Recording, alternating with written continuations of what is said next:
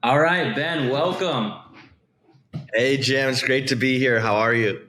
I'm killing it, man. It sounds like you guys have been killing it pretty well too. Can Yeah, you, trying to. yeah, man, kick us off, will you, just by sharing a little bit about how you guys got started or your origin story, if you will? Yeah, I'd love to. Over close to 8 years now, building a business. So I started CoinFlip with my co-founders back now in the end of 2015, early 2016. I was a senior at Vanderbilt University. I had some internships in the legal space. When you don't know what you want to do, I think that's sort of a nice default. But I never took a business class. I never worked in business, but I found myself sort of obsessed with Bitcoin and crypto. I think it hit me. I was in my dorm room. I was playing with a couple Bitcoin on a wallet, and it hit me when I was like, wait, if I own this specific Bitcoin, it is mathematically and physically impossible for my roommate to do so. And if you think of the internet, one of the issues was there was no way to sort of um, show ownership, capture value. If you think of songs being copied in those days and PDFs, you can make unlimited copies, but there was no way to actually like own on a public ledger something you created and capture value. And now the digital world is going to be bigger than the physical world. And if you think of the normal economy, property rights, markets, all that things that make it work, there was nothing like that in the internet until blockchain. So that's when it hit me that Bitcoin and blockchain was going to be something big. And then I had a really good friend from high school, Daniel, who had this idea of the Bitcoin ATMs. And I thought it was genius because, obviously there were exchanges out there and things like that, but we were pretty technologically sophisticated and it was difficult to buy Bitcoin. And I'm like, how is someone like my mom or my dad going to buy Bitcoin? This thing's never going to take off if there aren't easier options. So then the idea of the Bitcoin ATM, that was sort of born. And me and my co-founders, we scaled that business for years and years, growing now to over 5,000 ATMs across the globe. And we recently, just 3 or 4 weeks ago, launched Olive, which is our digital platform. So that's another interesting thing to talk about is how do you continue to evolve in a business, in a company? Because if you stay static, you will not make it. Like every entrepreneur, no matter how big the company is, no matter how much revenue, you always have to think that you're sort of standing on a crumbling floor because it forces you to continue to innovate. So I guess that's my story. Yeah, no, it's a cool story. When you look at the crypto industry as a whole, right? Obviously, there's been our hype cycles, and there's certainly been down cycles. How do you identify as a company and respond to key trends that are affecting crypto? Yeah, so a couple things there. Bitcoin, crypto, it's still been the best, if not one of the best investments in the past 10 years. I think it's up over 60.8% last time I checked year to date, even with the turbulent economy.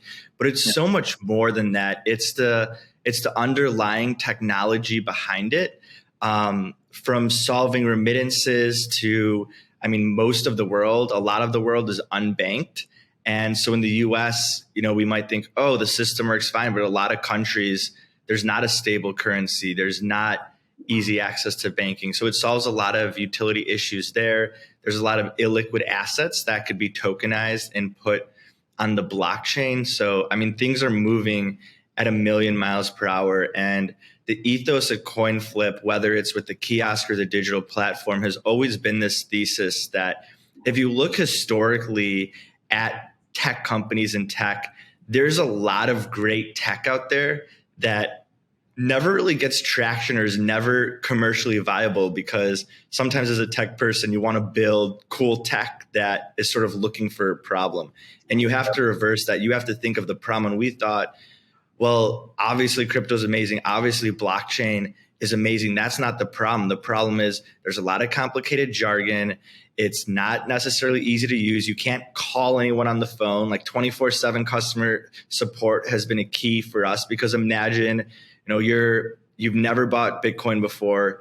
You're taking sort of this leap. You buy it online and it doesn't show up for 5 days, and you put in a ticket and you wait a week for a response. It's like, no, you got to call someone on the phone. So whether it's the digital or physical, our thesis has always been we gotta sort of take this out of the cloud and make it more tangible and make it more easy. How do we get people into crypto who actually don't care about the ideology or the technology? And that's the challenge we're trying to solve for.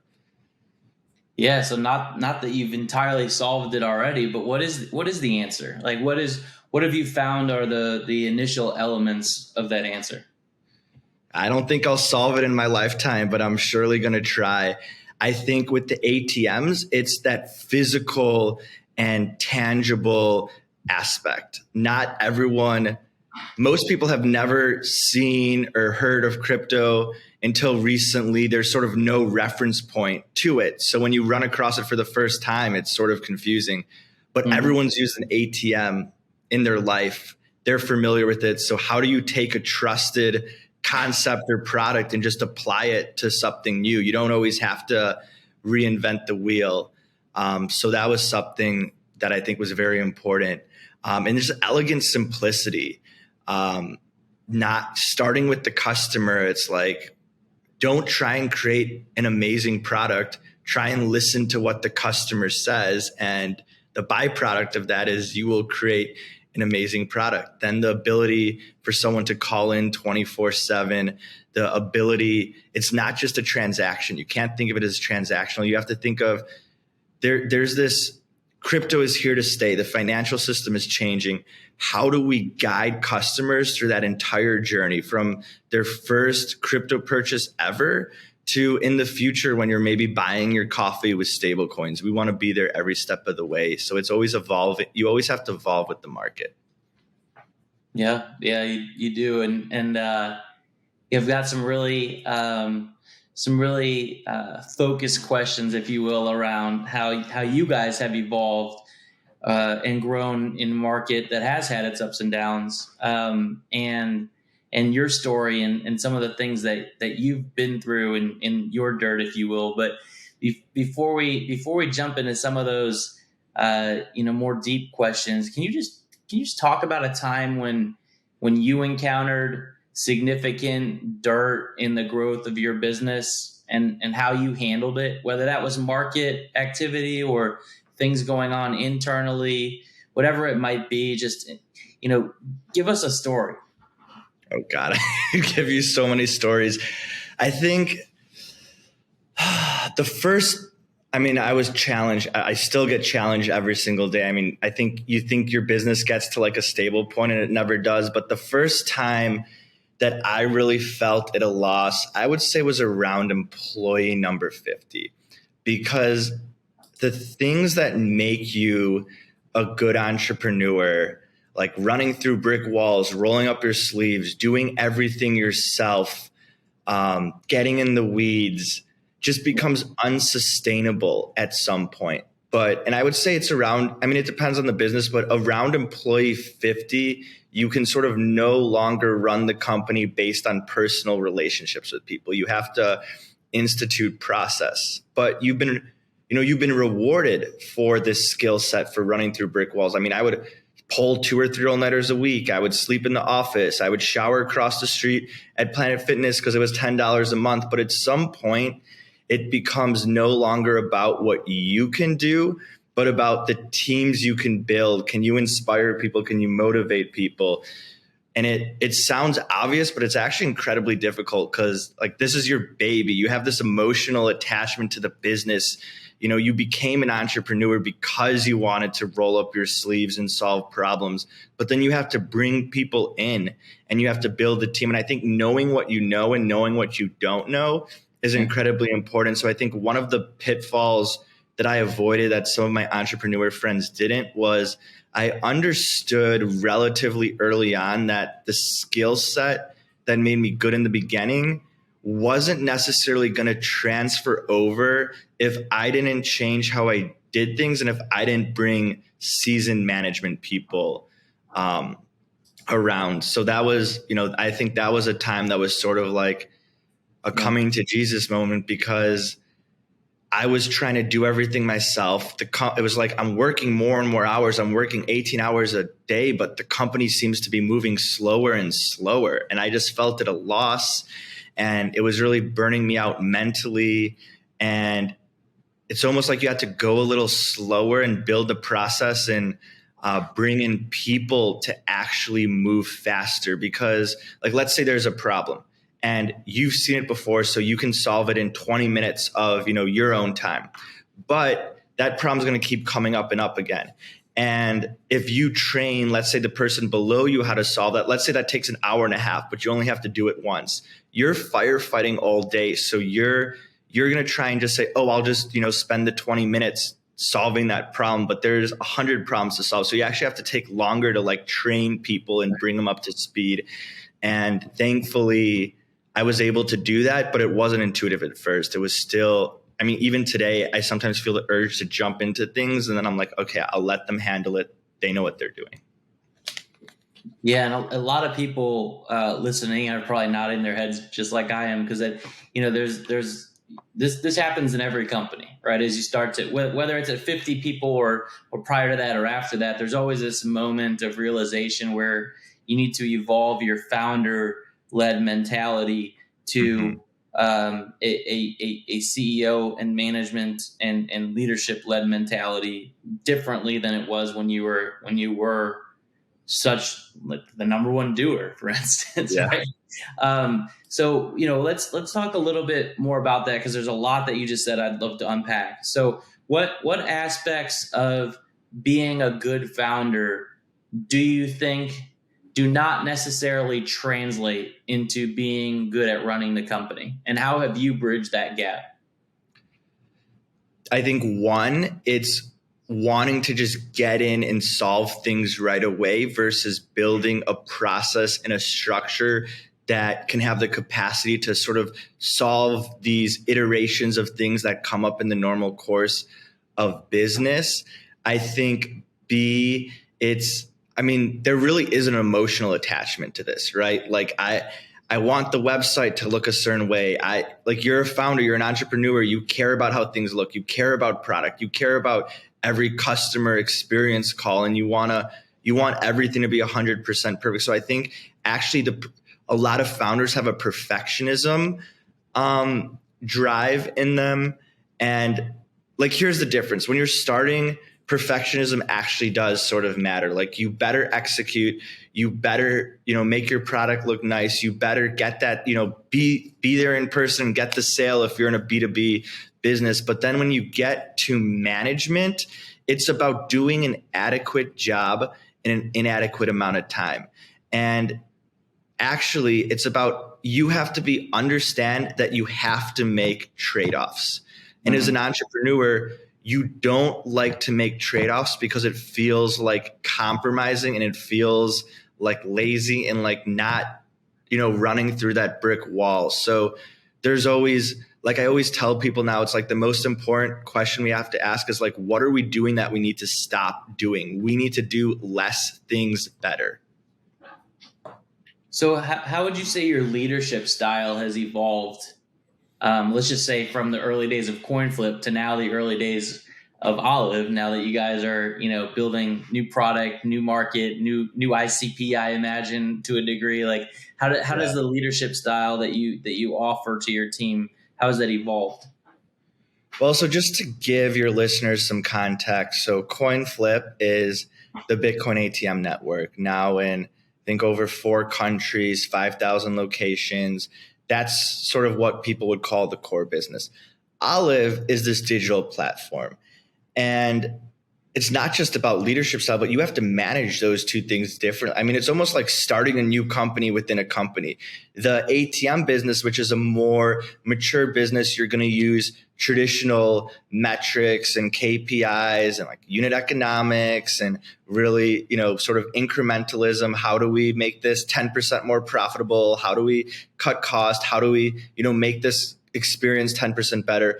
In the digital space, it's like, half of it, it's not even about earning, it's about learning. Like, you make a digital product and you think it's going to be used one way, but it never actually is used in the way you think it is. Or there's, you might make a big bet on, if you're building a platform, there could be 10 products and you might make a big bet on product A, but your customers are telling you it's actually B. And then how do you pivot very quickly? If you're using the same financial metrics that we're using on the core business for sort of a new business within the company, we're going to make the wrong decisions because we don't even know what we don't know yet. So I think it's not just about leadership. It's about metrics. It's about KPIs. It's about management. There's always a tension with resource allocation of, the core business that's generating profits and real revenues is going to, there's going to be a bias to try and bring resources there, but you have to invest in the future too. From leadership, I would say it turns from a more sort of management and operational excellency on the core business side to an inspirational leadership. One of the buzzwords that people use is like motivational intelligence. If your people and your team are there for a paycheck, no matter how well you pay people, you're already screwed. You need people who believe in you. You need people who believe in the product. You need people who believe in the mission, and you people who believe in the vision. So I would say, mission and vision are always important, but at a core business, when you've largely achieved the mission to some extent, and now you're sort of refining it, you're making it operate better versus we're literally going to create something from nothing. That is a different, more inspirational type of leadership. And you have to, it's not just about inspiring, every single employee and the rank and file employees, but you might be bringing in executives that have 25 years of experience and you're a 28-year-old founder. And how do you sort of inspire someone like that? You have to use different leadership methods for different people in different parts of the business. And I think situational awareness, emotional intelligence, all those interpersonal skills become more and more important. I think another thing your listeners can relate to who've done this before is like sometimes the business is easy and the people is difficult. Like we're over 300 people now. We have 300 very smart people. When you bring that many people into something, people are going to disagree. And that's a positive thing. But then once the decision is made, we all have to march together. So how do you keep everyone aligned on that ship going the same way? But how do you also foster a culture where like you want people to challenge you? Some of the best ideas come from the customer experience team because they're listening to the calls with the customer. So it's always a balancing act. So how do you, as a 28-year-old, how do you lead and manage folks that might have 20 or 30 years more experience than you do? Like what is the answer? What are some of your answers? So one thing that's always worked for me is tell them the why, tell them the mission, tell them what we need to achieve, tell them the parameters, but let them handle the how. If you're going to pay an executive like that big money, you can't do their job for them. Why would you hire someone and then go and do their job for them? So I see founders, they hire, let's say typically like a COO or CFO is probably, depends if they're a technical founder, and if not a technical founder, maybe a CTO, but COO, CFO, those are, common early exec hires.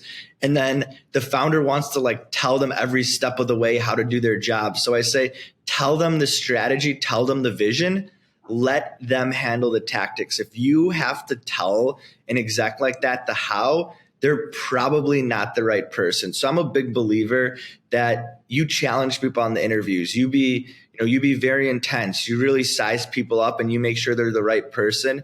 But when you make that decision to bring someone into your mission, to bring someone into your vision, to bring someone into your dream, you have to empower them and you have to let them do their thing. And you have to understand it's going to be different than how you would achieve things. But business is business, whether it's crypto or a printing company or widgets. And a lot of these people know how to run businesses. So just tell them the strategy and trust that they can do the how, because if they can't, you probably made a hiring mistake. So what is your vision on, let's just start with Olive, since it's kind of the newer hot thing in the software company in the room, if you will, right? What's your vision on for Olive's role in shaping the future of digital currency? 100%. So with Olive, we're not worried about the tens of millions of people in crypto. I'm trying to bring in a substantial portion of that next billion people. The people who are into crypto, who are into blockchain because A, they love the ideology, or B, they love the tech, like they're already in.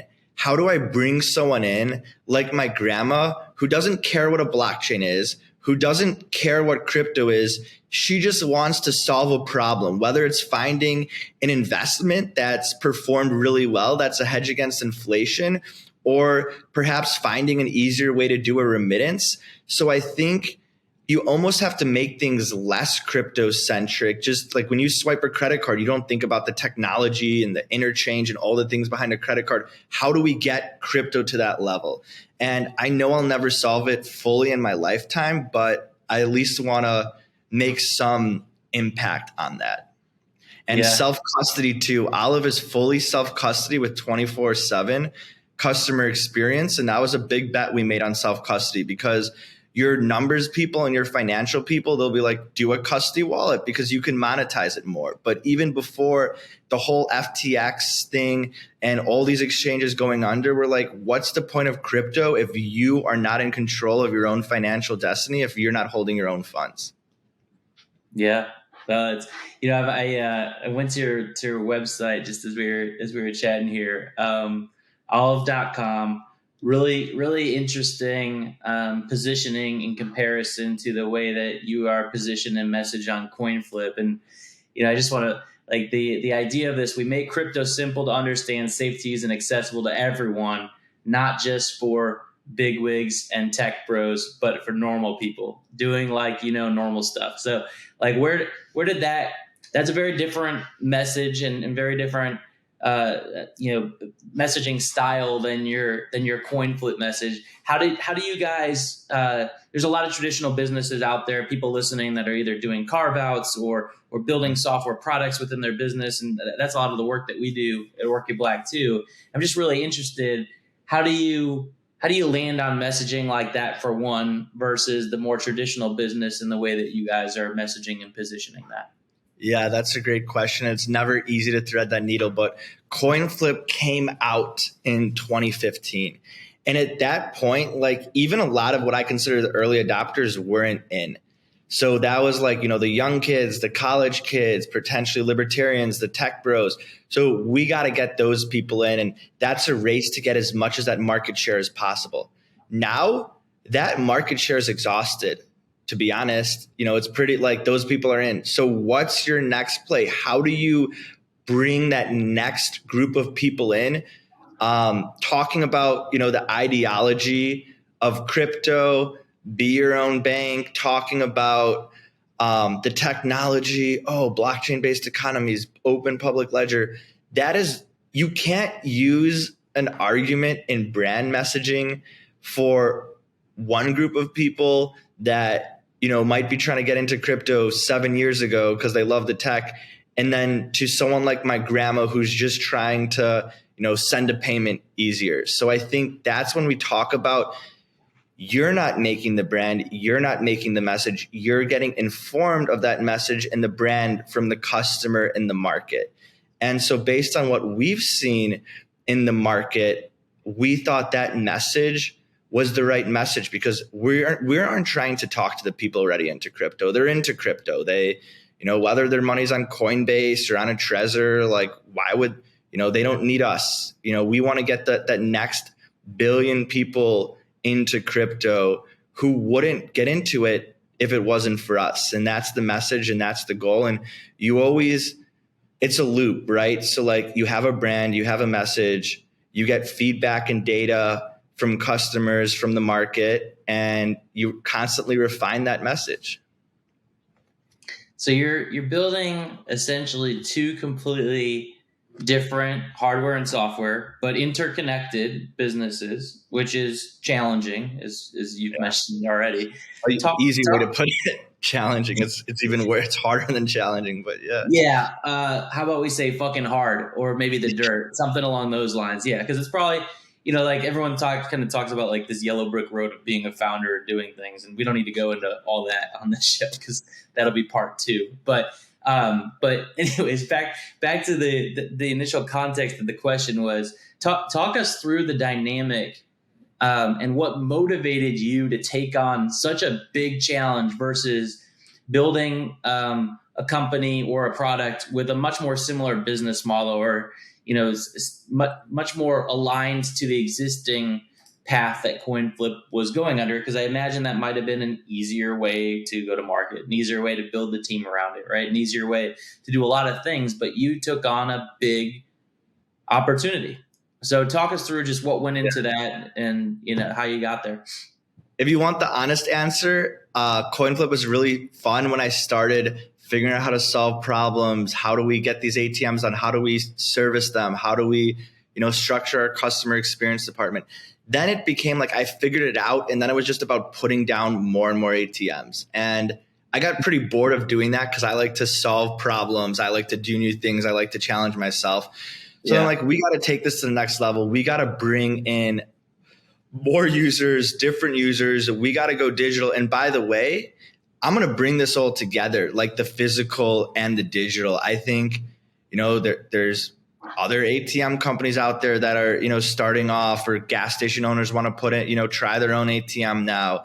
And there's online exchanges, but there's no one that is a self-custodial digital platform that also has these physical branches. So think of all the cool ways the digital and the physical can interact. Imagine, sending a remittance on the Olive app on your phone and then picking it up in your local fiat currency in a different country. So there's a lot of cool ways to bridge the physical and the digital experiences. So I do have a vision to sort of bring them all together into a unified platform with different channels. You want to get crypto on your phone. You want to cash it out at a physical location.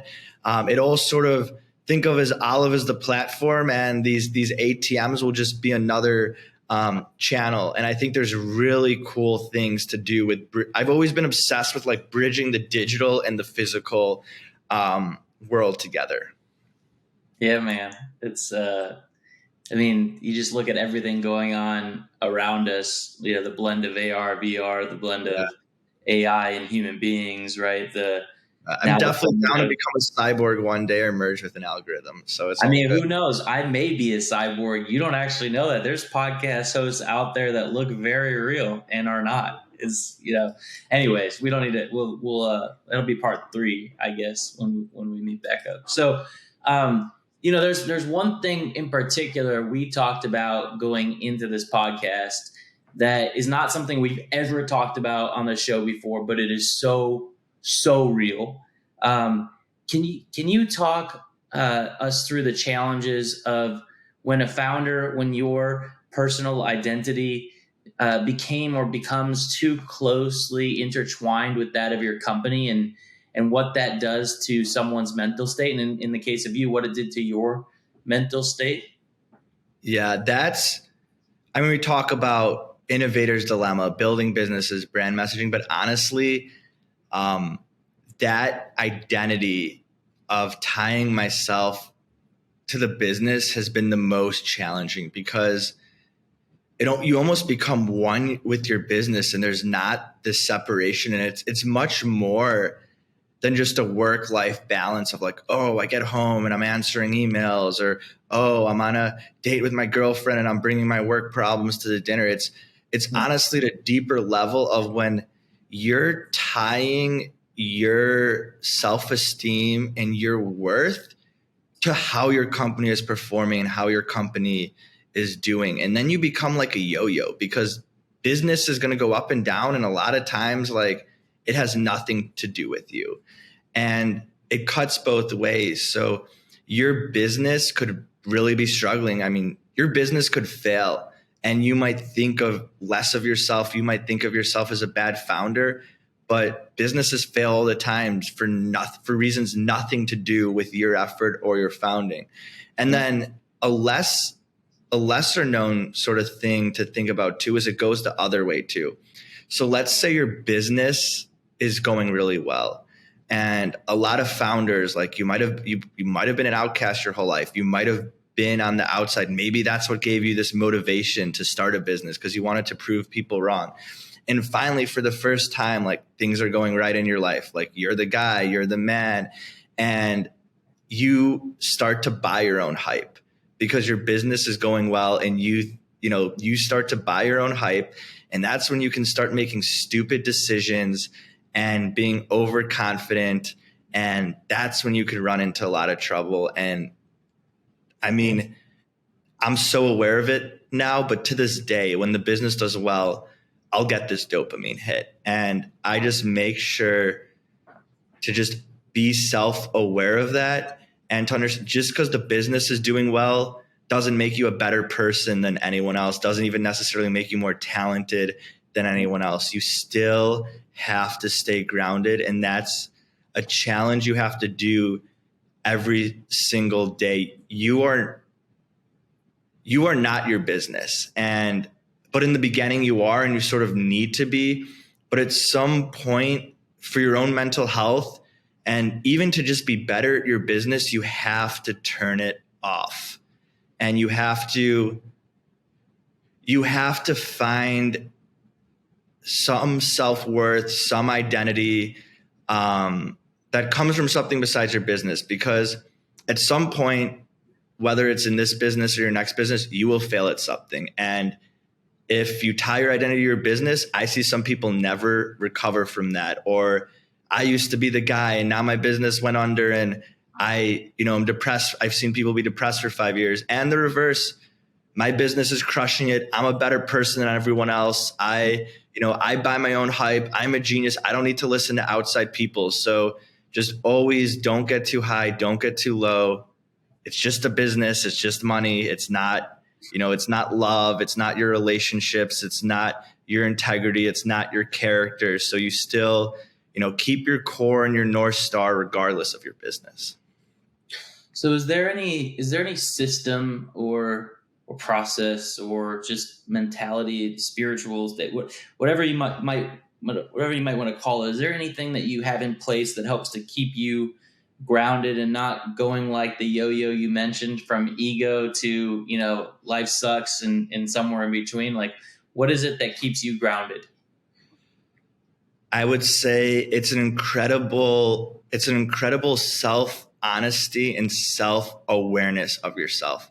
Like, biology is biology, and your dopamine, your brain is going to react how your brain reacts. But the minute you start identifying emotionally with the business, with the product, with the result, you just have to be aware and just check that. And that's with anything in life.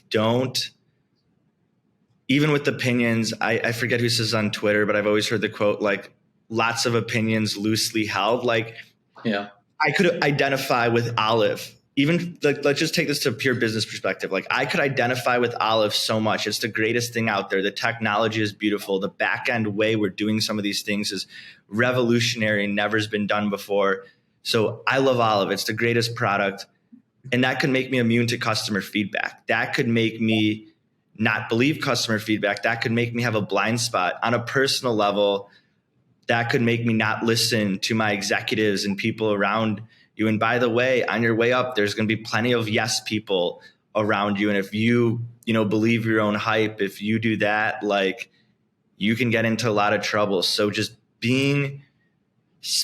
listen, there's a million ways to get there, whether it's meditating, whether it's doing silent retreats, whether it's reading some books about Buddhism or psychology, or, just even things like working out, or just, hey, after 8 p.m., I'm not going to worry about the business. I think there's a million ways to get there. But what it really comes down to is, and this is more than just in business, but always in life, just be cognizant of what you are emotionally identifying with. I am a business person. I am this political party. I believe this. I am this sort of person. Whenever you emotionally identify, you're closing yourself off to all the other potential possibilities. And at the end of the day, what I actually try and do is, and it sounds a little crazy, but like, how do I have no identity? How do I not attach myself to things, because everything is fleeting to some extent? I don't know if that sounds crazy to your listeners or if there's a little nugget in there, but I'm just always cognizant of what am I emotionally identifying with. Yeah, no, I think the part that shocked me is the no identity part, right? It's just like I think I think people certainly will identify with your comments, and I mean, in a world as polarizing as we have today on every issue, not just political, but let's just start there. It's so easy to get drawn to one side of an argument or another, and keeping yourself with a lack of identity allows you to be flexible within those barriers. I mean, I've actually never heard anybody say it in that way, but that's really interesting. I'm sure there's words are spells, right? And that's another, business thing we could go on, but like calling customer experience instead of customer support totally changed how, that team interacted with customers in a positive way. But the minute you call yourself something, I am a founder, I am an executive, I am a Republican, I am a Democrat, I am, a longevity person. The minute you give yourself a label, you actually subconsciously will start behaving and acting, in the framework of those labels and those beliefs. So that's why for max optionality, to really see the truth in business or life, you don't want to label yourself and you don't want to identify yourself. That being said, you never get to know identity. Just how you never fully scale a business, you never fully solve a problem. The floor is always crumbling and everything's always fleeting, but that doesn't mean that the journey to try and get there isn't worth it. So in a way, maybe your next company is going to be a fiat company and anti-crypto, given that you can't possibly have an identity that favors crypto. And I think like having that, when everything was about fiat in 2015, having that identity around crypto or understanding that around crypto, sort of, it broke, everyone just takes things at face value. This is the banking system. This is fractional reserve banking. But now not, being tied to that, that's how I could see crypto, right? But if I get, and I love crypto, I think it's solving an amazing problem.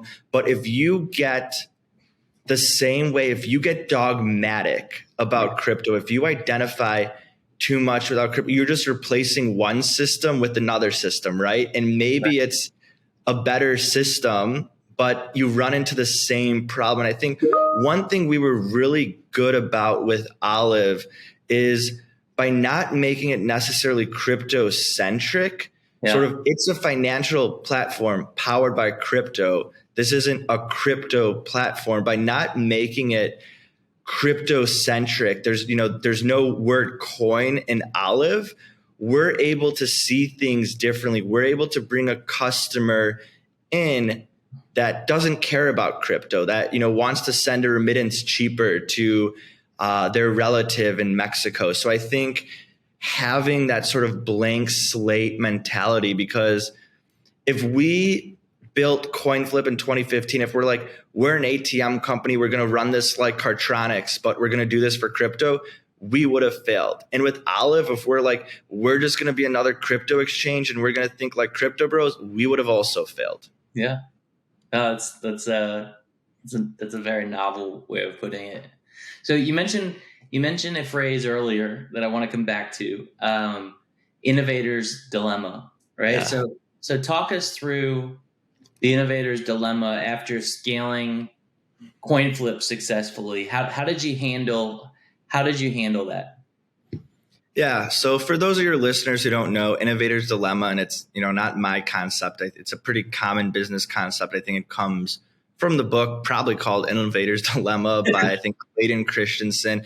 Yeah. But if you look at the history of companies, almost no companies succeed at things that are outside their original core competency. So like, let's take an example, just hypothetical, like Tesla being an electronic or, an electric vehicle company is much more likely to succeed at electric vehicles than a company that's been around for 200 years or 100 years doing normal vehicles that now says I want to pivot into electric vehicles. And there's a lot of reasons why that fails.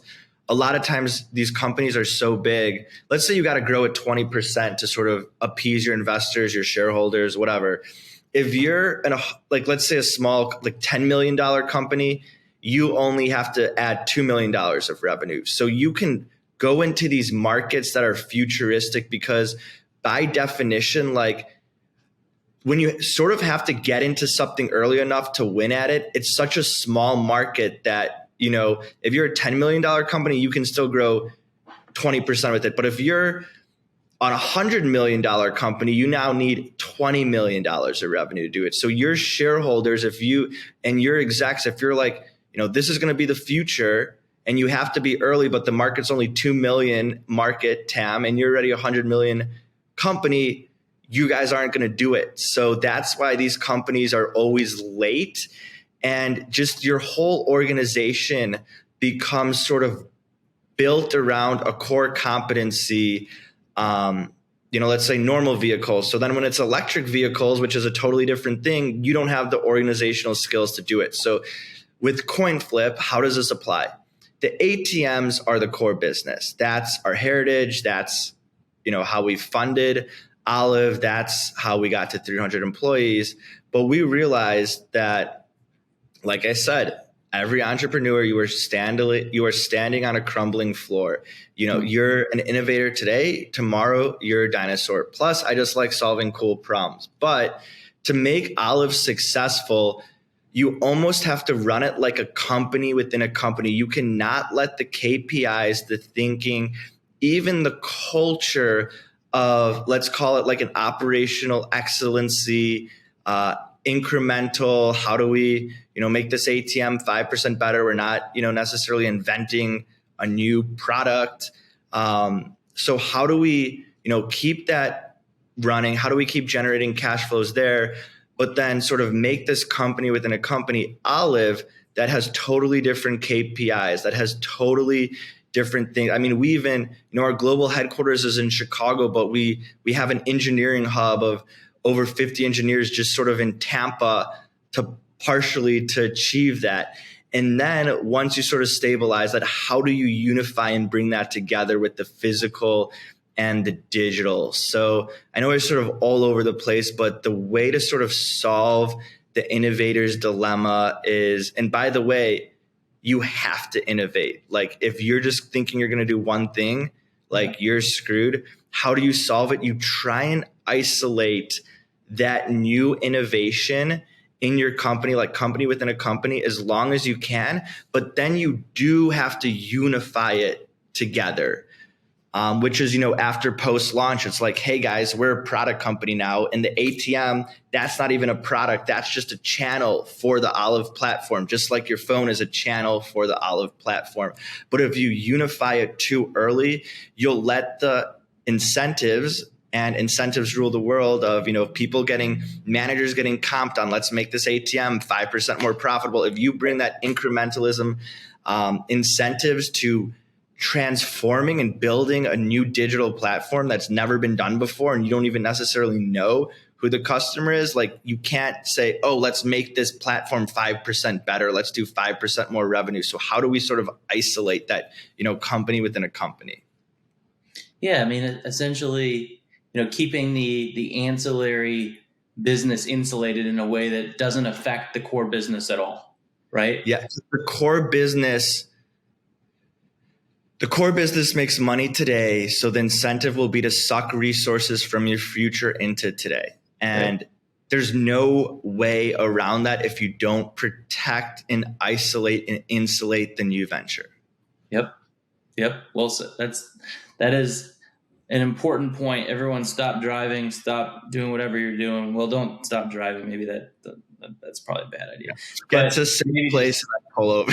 maybe come back to this later and write that down, because that is incredible advice, especially for you traditional business owners out there that are innovating and building new things, and maybe going through that same innovator's dilemma, or same imposter syndrome, or whatever it is that you're going through that's keeping you from reaching some of the things that Ben's talking about here. So imposter syndrome is also something interesting to think about, because I was even just thinking about this in life a little bit. Like growing up, you're always like, oh, adults all have it, figured out. And like, oh, you turn, I guess, 21 or whatever. And like, oh, now I'm an adult, I have it figured out. And even now at 28, I feel like a grown up kid who's learning stuff every day. It's the same way in business. Like I've never been a CEO before.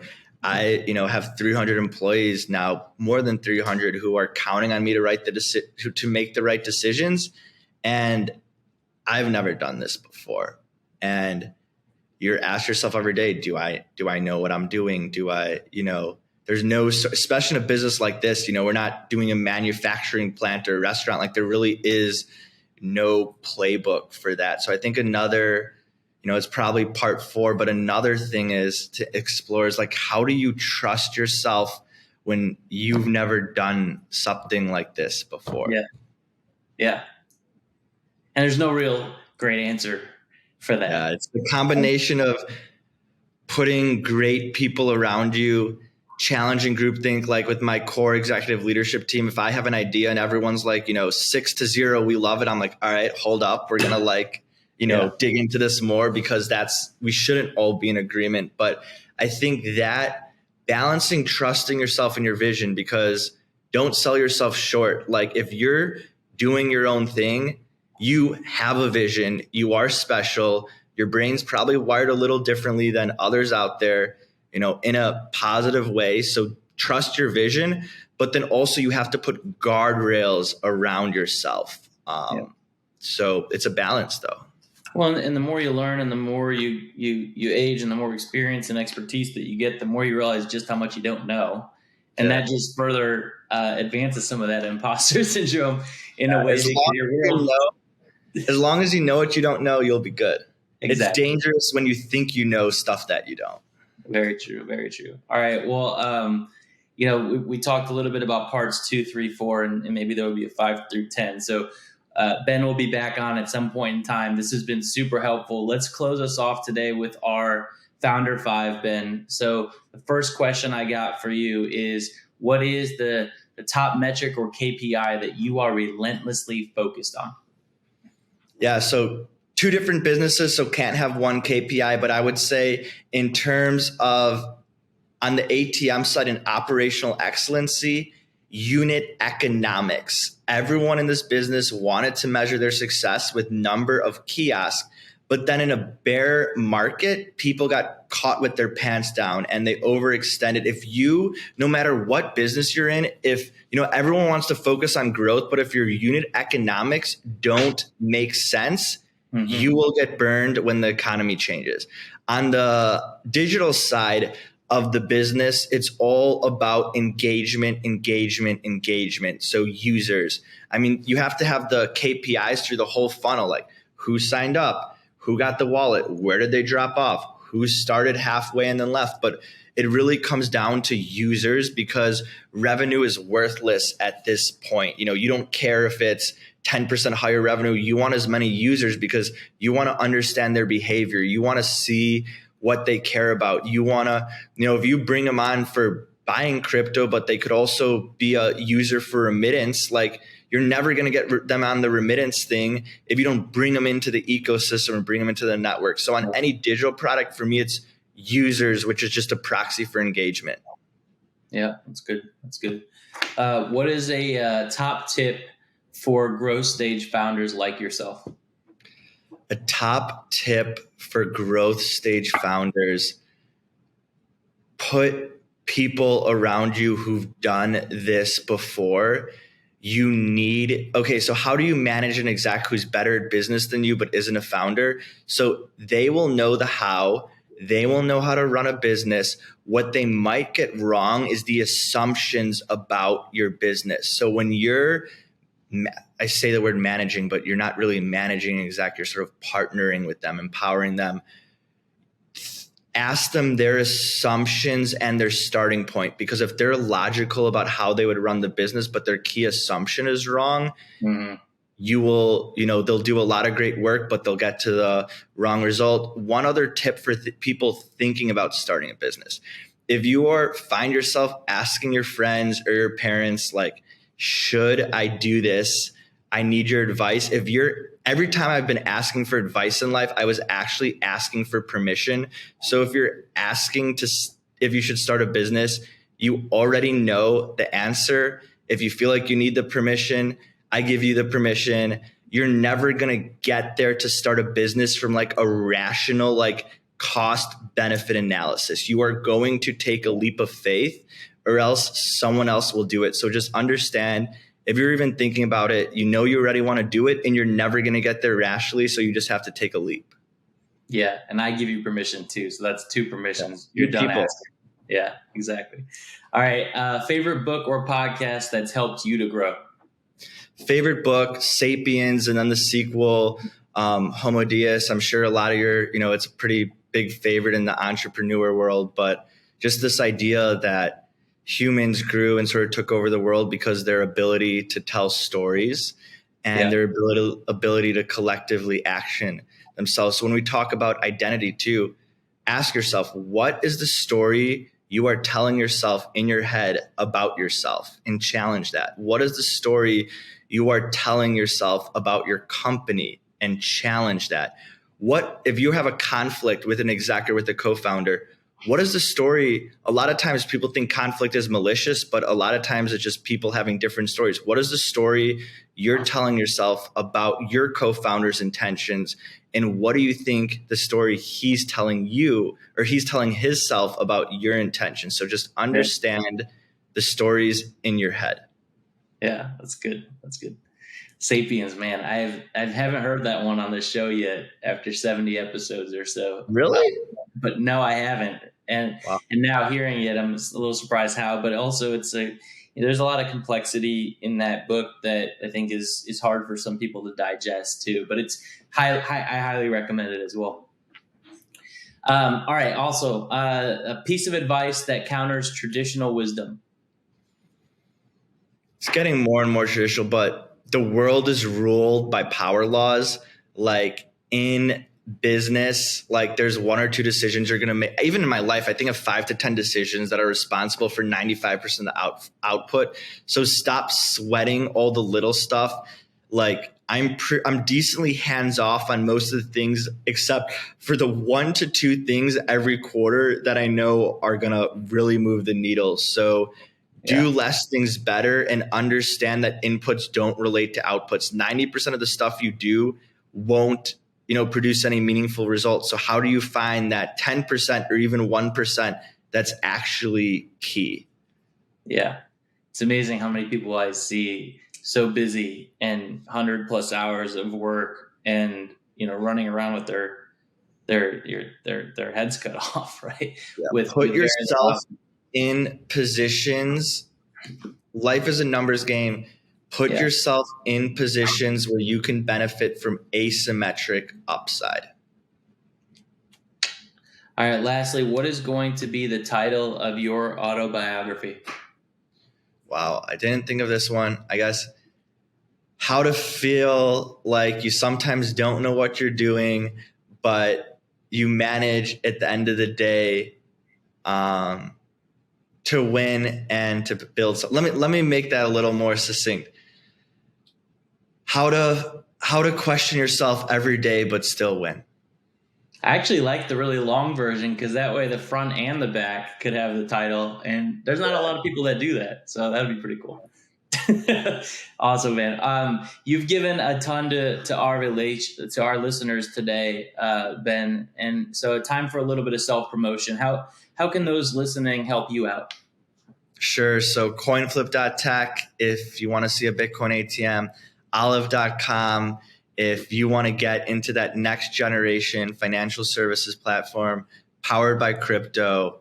I promise it looks different than anything else you've seen out there. On Instagram, it's been CoinFlip. On Twitter, it's been Weiss. I couldn't decide which handle I like better, so I have two different handles. But yeah, Nice. That's how you can find me. Very cool. And that's probably the best way for listeners to get in touch with you as well then. Yeah. Awesome, dude. Well, this has been a pleasure. And Ben Weiss, everyone, thank you for sharing your dirt. Awesome, man. You have an awesome rest of your week, dude. Thank you. You too, Jim. Great chat. Absolutely. Take care. See ya.